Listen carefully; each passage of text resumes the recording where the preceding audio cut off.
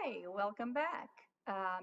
Today I'm going to talk about something that certainly it's a main issue for translators and something that we need to consider since we start, which is pricing. I must admit, it's something that even after 10 years of career, I still struggle with because pricing is about keeping or establishing a balance. We need to establish a balance between what's fair for everyone. So we don't want to make it too high for the client or unfair for the client, but obviously we don't want to work for free. So it would be unfair for us. It's about keeping a nice balance. Over the years, I really struggled with increasing my pricing and with pricing itself. It's something that I must admit it's an issue and one that I think we as translators should talk more about and maybe help each other out in getting a balance and a more effective way of doing this without obviously stressing and all that. Unfortunately, and this is a reality, there's a lot of translators out there that are underpricing themselves. And that's an issue, especially in the beginning of their career. I think it happens to all of us. And what, in my view, what that's going to end up doing is that it will take us to a spiral of negativity. So it keeps us going down, down, down, down, down, because we start with a very low price because either we think we don't have experience or because we think we're not going to attract clients or something. And then we end up with the reputation of cheap and nasty. Let's face it, it's what happens. You end up with that reputation, and that's not nice. That's not good. And once you get yourself in that limit, in that threshold of very low rates, and you get that reputation, you obviously will attract clients that are there just for the very low price, and you will never be able to actually get out of that cycle.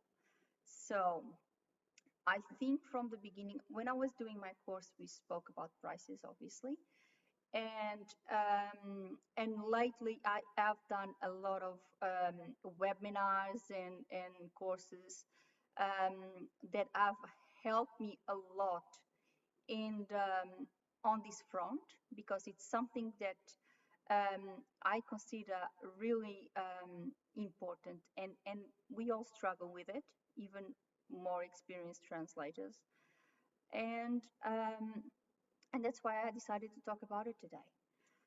I think we should never price ourselves in a way that we are not going to get a sustainable income. So there's many ways about this, obviously.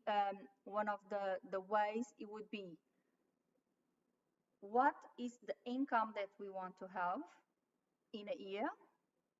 Then you divide that, plus I should say that you should also add to that your expenses with website domain, your personal development events, all these things that you obviously cost money and are an investment in your business, and then add it all, divided by 12, and this is my personal way. Obviously, there's others. Divided by 12, so you get the month, and then you divide it by 4, you get the week, and then obviously divided by 5, and you get your daily rate.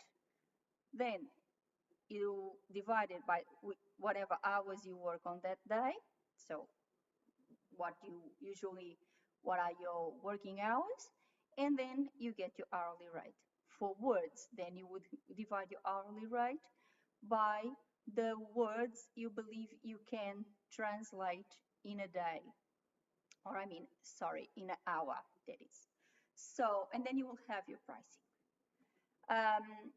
I believe we are high qualified professionals, and therefore we should charge accordingly, because if other highly qualified professionals also charge and they are not questioned by the prices they charge, we should not be questioned either.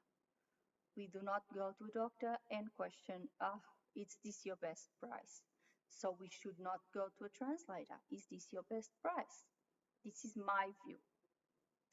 So what I think it's the best approach is, first of all, and I know this is very difficult in the beginning, and even when you eventually have a bit more years in your career, it's still a struggle. It is still a bit of a struggle for me. So it's for everyone. I believe you should, first of all, you should have self-confidence. You should believe in yourself, and you should believe in the quality of your work. And then you should never think yourself down. You always should think yourself up, and you always should price yourself accordingly, because you are highly trained professional. So this is my intake on pricing. I hope it helped. If you have any questions in regard to this, please let me know. Another thing that I may suggest, it's good, it's having